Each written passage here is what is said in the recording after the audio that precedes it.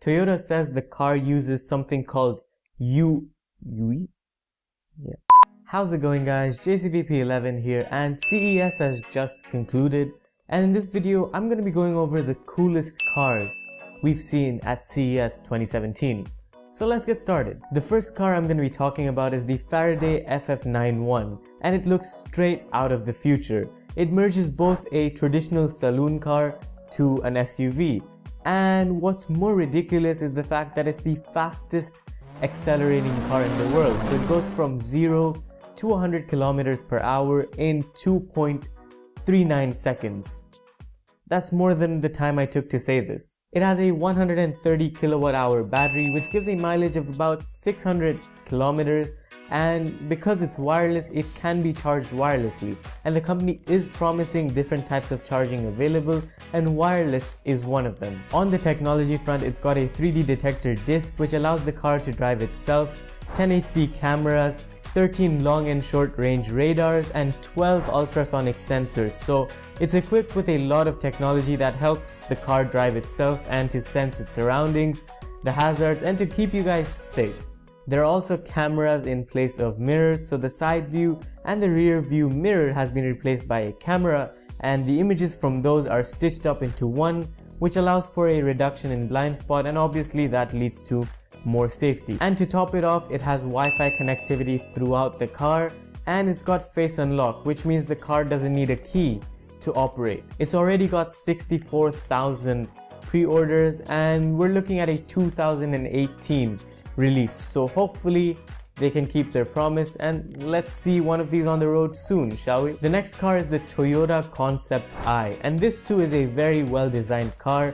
It has a very futuristic look because the wheels are covered, and the interior is very transparent in my opinion. I mean, it's got a very clean finish to it, so when you sit in it, it seems like you've been pushed into the future by a couple of years. Toyota says it uses an AI called UE, which will basically learn your interests with time and give you suggestions based on where you're going and what your interests are along the road. So let's say you like to stop at a petrol pump every now and then to get some food.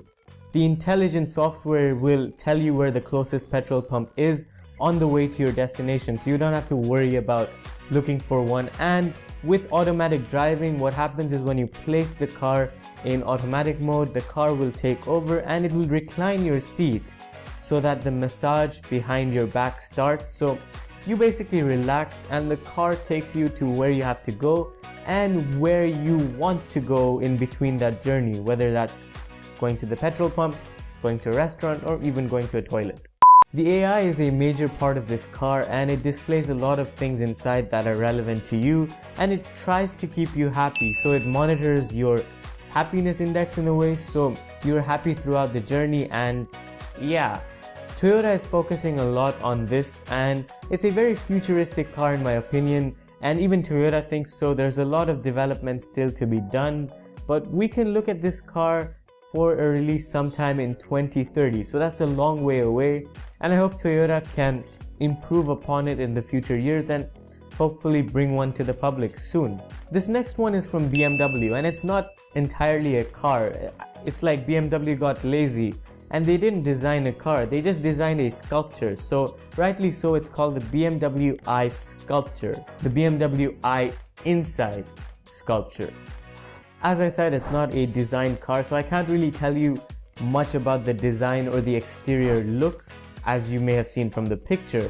But what I can tell you is the technology behind this car. In most other cars, we've seen interaction via voice or via touchscreen, but this car brings interaction to a whole new level with the help of holograms. So it uses prisms and lights inside the car to bounce the lights around and basically bring about holograms that you can interact with. These holograms have smart controls, so you swiping through the air will give the car a command, and that is a very futuristic concept. The car again has an automatic mode as well as a manual mode, and for the most part the BMW i Inside is designed to be a fully automatic car which will take you from place to place by you inputting your start point and your end point. But at times the car doesn't seem to recognize and that's what BMW says. The car doesn't seem to recognize the route that you want to take, and in that case you can take over and basically teach the car that route for a future journey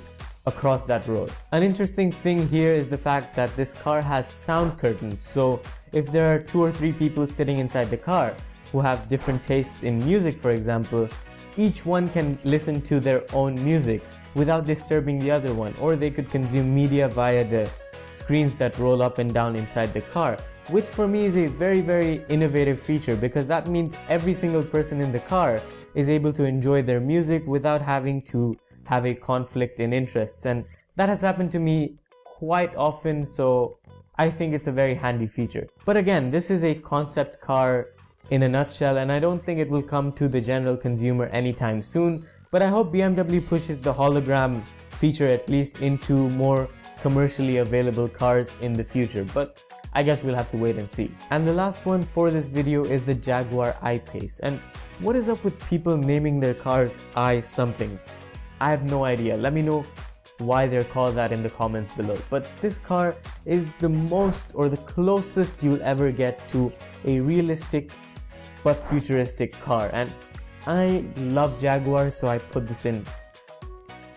This car is a very good bridge between an SUV and a saloon. In fact, it's one of the best looking cars I've seen that will come to the market in the near future, barring the Faraday FF91, which I talked about earlier in the video. It has a very aerodynamic design, and internally the technology behind it is very simplistic.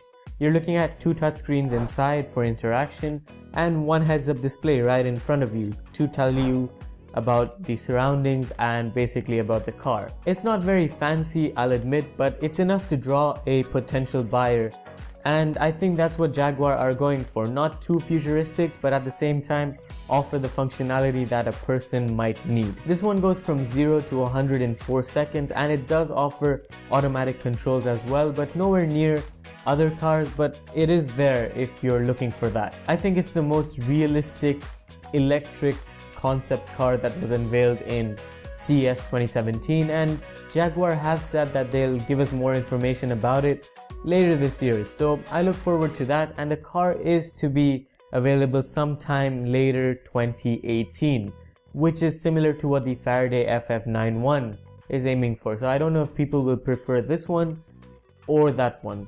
Let me know which one you do in the comments below. But that's all for this video. I hope you guys found it useful, interesting in a way, and it's something new I've done on this channel. Not talked about cars that much, but yeah, leave your thoughts about the cars in the comments below and subscribe for more videos. I'll see you in the next one. Adios.